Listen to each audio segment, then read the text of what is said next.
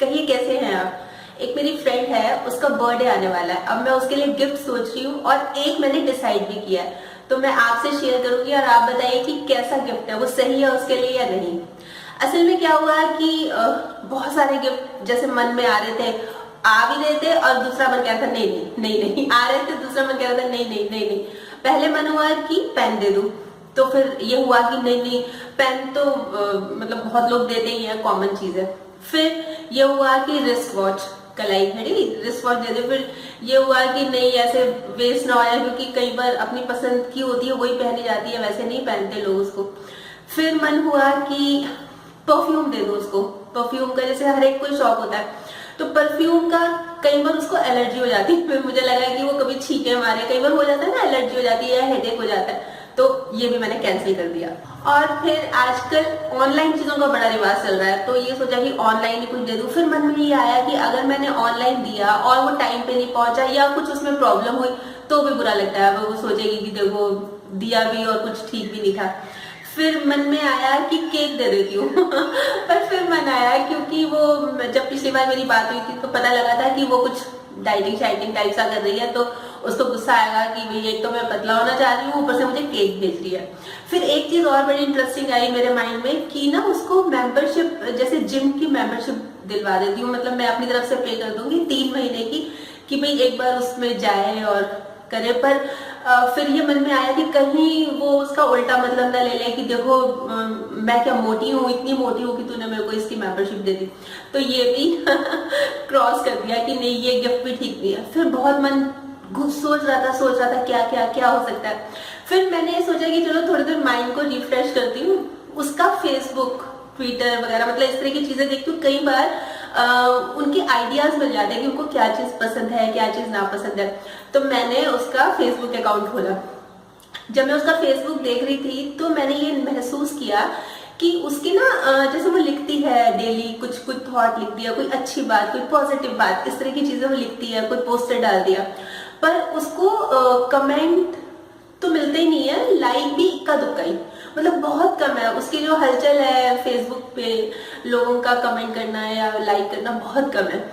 तो मुझे एक आइडिया आया, मुझे आइडिया ये आया कि क्यों ना मैं उसको अपनी तरफ से ये गिफ्ट दूं कि मैं उसको एनकरेज करूं, उसको मोटिवेट करूं। और ये सिर्फ एक दिन की बात नहीं, जैसे हमने किसी का बर्थडे आया, गिफ्ट दे दिया, एक दिन बस खत्म बात, फिर पूरे साल टाटा बाय बाय। पर मैंने ये सोचा कि नहीं, इतना अच्छा लिख रही है, मुझे बहुत खुशी हुई कि इतना पॉजिटिव लिख रही है, क्योंकि मैंने भी खुद भी नहीं उसको कभी ध्यान दिया था कि वो क्या लिखती है फेसबुक वगैरह पे।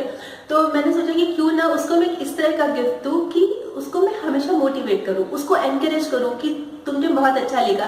चाहे तो मैं उसको फोन करके बोलती रहूं, चाहे मैं उसके जो फेसबुक पे लिखती है उस पर मैं लाइक भी करूं, उस पर कमेंट भी करूं और उसको एनकरेज करूं कि ये बहुत अच्छा है। क्योंकि आजकल जो हम देख रहे हैं सोसाइटी में नेगेटिविटी ज्यादा है, तो ऐसे में पॉजिटिव लिखना बहुत मुश्किल भी है और बहुत अच्छा भी है, ताकि हम दूसरे भी सबक ले सके। और अच्छी बात ये भी है कि ये जो मोटिवेशन वाला गिफ्ट है ये हम किसी को भी दे सकते हैं।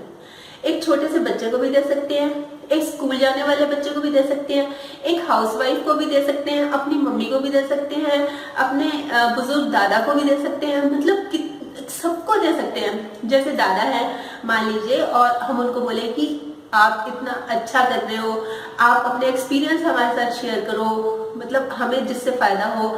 अपनी मम्मी को या हाउसवाइफ है उनको ये बोल सकते हैं कि खाना बहुत ही अच्छा था, आज तो आपने बहुत अच्छा किया। मतलब कोई भी किसी भी चीज से रिलेटेड उनको एनकरेज करना, उनको मोटिवेट करना, जो कि हम अपनी रियल लाइफ में नहीं करते, सीरियसली हम नहीं करते।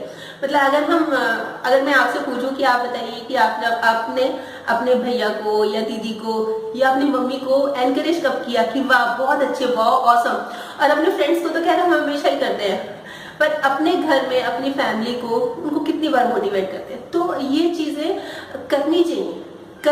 तो मुझे लगा कि यही बेस्ट गिफ्ट है।